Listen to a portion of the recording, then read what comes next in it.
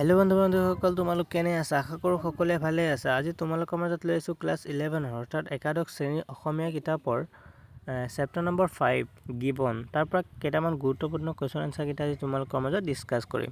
চ' বন্ধুসকল, বলা ভিডিঅ'টো আৰম্ভ কৰোঁ। প্ৰথমতে চোৱা 1 নম্বৰটো, এডৱাৰ্ড গিবন কোন আছিল? ইয়াৰ উত্তৰটো হৈছে এডৱাৰ্ড গিবন পৃথিৱীৰ সৰ্বশ্ৰেষ্ঠ ঐতিহাসিক আছিল।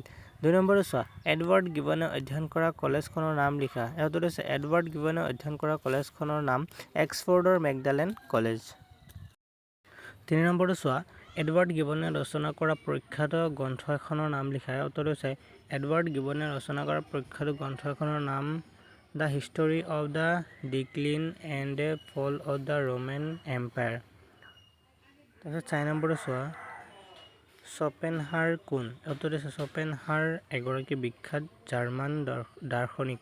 তাৰপিছত 5 নম্বৰটো চাবা, আলেকজেণ্ড্ৰিয়ান কোৱাৰ্টেট নামৰ উপন্যাস মালাৰ লেখক কোন? ইয়াৰ উত্তৰটো হৈছে আলেকজেণ্ড্ৰিয়ান কোৱাৰ্টেট নামৰ উপন্যাস মালাৰ লেখক লৰেন্স ডাৰেল। তাৰপিছত 1 নম্বৰটো চাবা আকৌ, জন মিল্টন কোন শতিকাৰ কবি আছিল? তেওঁ ৰচনা কৰা বিখ্যাত মহাকাব্যখনৰ নাম লিখা। ইয়াৰ উত্তৰটো হৈছে জন মিল্টন 1608 চনৰ পৰা 1674 শতিকাৰ কবি আছিল। তেওঁ ৰচনা কৰা বিখ্যাত মহাকাব্যখনৰ নাম পেৰাডাইজ লষ্ট। 2 নম্বৰটো চাবা, দাৰ্শনিক ৰুছোৱে ৰচনা কৰা দুখন গ্ৰন্থৰ নাম লিখা। উত্তৰটো হৈছে দাৰ্শনিক ৰুছোৱে ৰচনা কৰা দুখন গ্ৰন্থৰ নাম the social contract, the confession. 3 নম্বৰটো চাবা, গিবনৰ সম্পূৰ্ণ নামটো কি?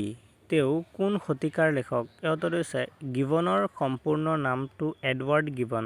তেওঁ 1737 চনৰ পৰা 1794 শতিকাৰ লেখক।